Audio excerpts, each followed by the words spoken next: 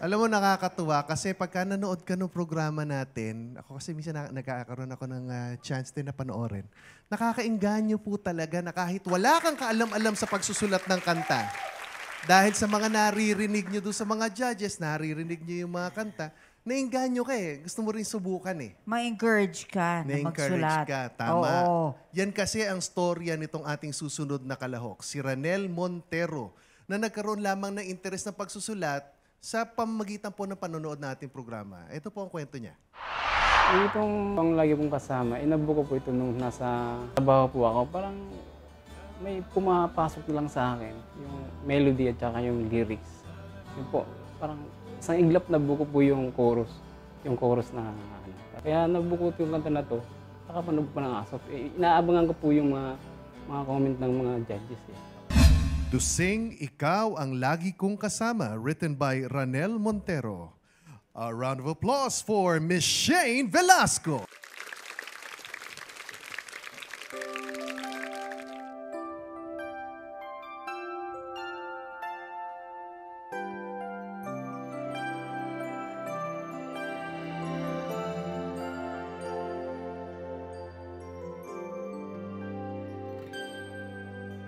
Kailan kaya madarama ang tunay na ligaya sa buhay kong ito? Laging lungkot ang siyang kasama. Ngunit nang makilala ka, o aking ama, langit sa puso ang aking nadarama.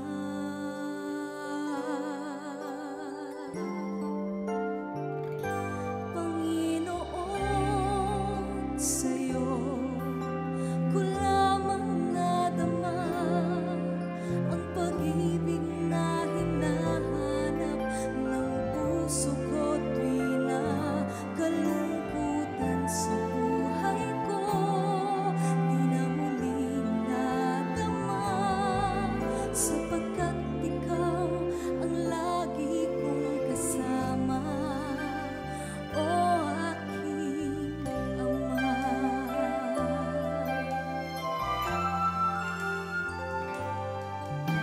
Akala ko noon wala nang katapusan ang kabiguan at kalungkutan na aking nararanasan.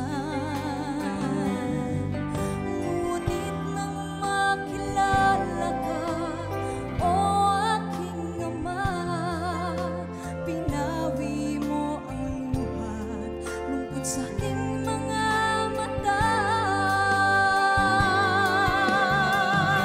Panginoon,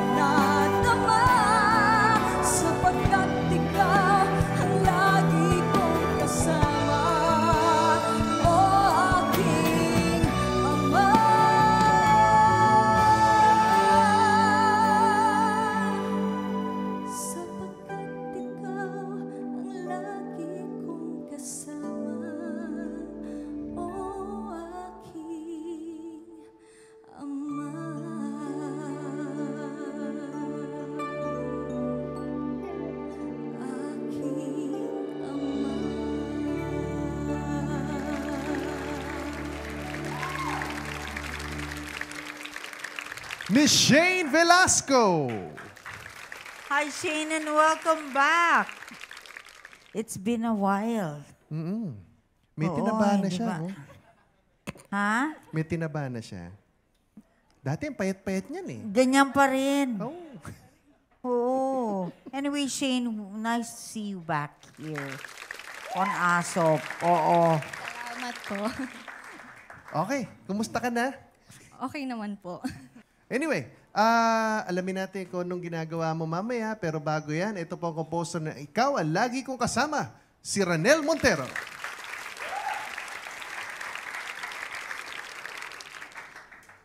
Alam mo, nakakatuwa kasi nung nakita ko sila kanina sa backstage, di kinakamayan ko yung mga composers. Pagdating ko dito, bigla sabi ko, pamilyar sa akin ang mukha mo. Dati ka na bang composer dito? Hindi, nanonood lang ako nun. So, nanonood siya dyan. Dyan mismo So, first time niya rito. Sa atin dito. Ngayon, first time niya as composer. That's Kaya nice. pala pamilyar sa akin. That's Pare. nice. Maraming salamat na inganyo ka. Yes, and Ranel, ikaw ay isang merchandiser Opo. ng ano? Ng Ano ka mo? chicken. Chicken? Ah. Uy, okay yun ah. Pwede bang bumili sa'yo? Ay, hindi ngayon. Walang dala yan ngayon. Hindi, walang dala ngayon. Pero in the future, hindi naman in the future, mga next week, pwede ka bang mag-deliver sa amin? Pambihira ka, merchandiser yung tao, pinadeliver mo pa sa bahay mo. Hindi.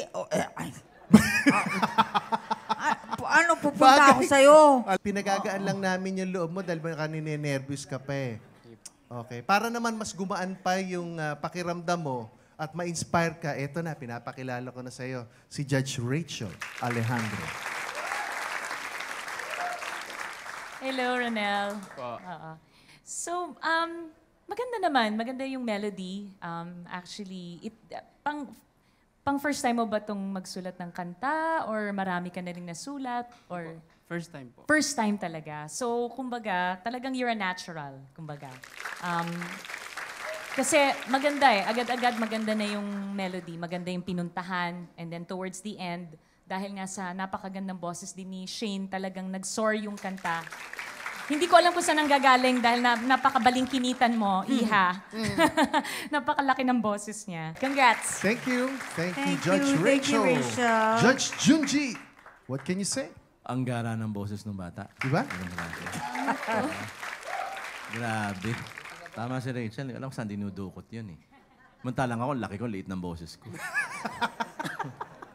Ewan ko ba si Richard eh. Never niya akong pinakanta sa buong buhay niya. Hindi, pero Richard. Oh, naman. Oo. Ito na ang aking comment. Yan. Ranel, maganda yung melody structure mo. Meron siyang... May sistema. Yun ang gusto ko. Meron siyang sistema. Maraming makakanta na I cannot mention na sikat na rin. No? Kaya lang, if you interview the songwriters, kung meron silang paraan, gusto nilang bawiin at gusto nilang ikabit pa doon. So, early on, mas maganda sana let's prevent our, let's refrain from doing yung sesura songs. Kasi ang ganda na ng chorus eh. Kaya lang napuputol yung thought to write a song, tulad ng ibang mga songwriters, they use verses. Kasi ito ang ultimate na klase ng awitin na lilikhain natin, yung pagbibigay-pugay sa ating Panginoon. So, if we can base our songs or anything but feelings, but on the Word of God, true foundation of God's truth, mas matibay ang kanta natin, magtatranscend through the ages. So yun lang, but then again, it's a good song. Okay. Especially, this is your first time. Thank you, Judge Thank Junji. you, Juji. At Ayan. ang dakilang mga ngatay, Doc Ayan. Mon del Rosario. Sige, katay-katayin natin. Ito mo tayo sa melody. But before that, let me say, tama ang choice ng interpreter. Never fails to impress me talaga si Shane pag kumanta. Going back to the song, melodically, yung verse, tama naman ang pagkakagawa. Tama ang pagkakakonstruct, pati yung sa pre-chorus. Yung personalidad, yung takbo, tama naman. Nag-umpisa siya doon sa start, tapos pumanik, papuntang chorus. But doon sa chorus, ang feeling ko, yung sa second half ng melody, I was expecting na, magbi-build up pa. Yung tataas yung energy level, pero hindi eh. Bumaba na siya. So, naghahanap ako doon ng tension peak, yung melodic peak o yung pakiramdaman tumaas para mas maramdaman yung pagbaba. Ganun. Parang pumantay lang siya eh. Dapat inangat pa doon towards doon sa second half ng melody ng chorus. Paano mo gagawin yon? Using the same set of chords. Hanapin mo lang yung kapatid na nota. No? Hanapin mo lang yung mas mataas in higher melodic range. Baka mag-work siya. Dito naman sa lyrics, maganda naman yung very logical, yung flow. Kasi yung verse, negative. Tapos yung pre-chorus, nagkakaroon ng konting pag-asa. Isa dito, ibibigyan ko ng grade na lalaban dun sa isa. Yan eh. Dalawa yung kalaban pa eh. Oo. Hindi mo nang binanggit ko aling isa. Sige. Naku, Thank you, thank you, judges. Doc Mon. Maraming salamat Oo. po. Anyway, Ranel, pagkatapos mo marinig yung comment, ano naman ang iyong nadama? Tama. Marami na po ako ulit na natututunan pa kami. Pero maganda yan, ha? At least, di ba? Napanood mo, natuto ka, sinubukan mo, may natutunan ka na naman bago. Malay mo, bay unti-unti yan, maging katulad ka na rin nila sa pagsusulat. Maraming salamat, Ranel. Diyan ka lang, ha? Salamat. Oo. Shane, mas maganda. Sample. Ayun, no? Pwede raw ba? Sample lang. Guys, subok. Sa bawat araw, may umagang kay sigla. Nadaramay, umaapaw na pagsinta. Sa gitna man, durusa, magpapatuloy ang puso kong awitan ka. Salamat po. Miss Shane Velasquez!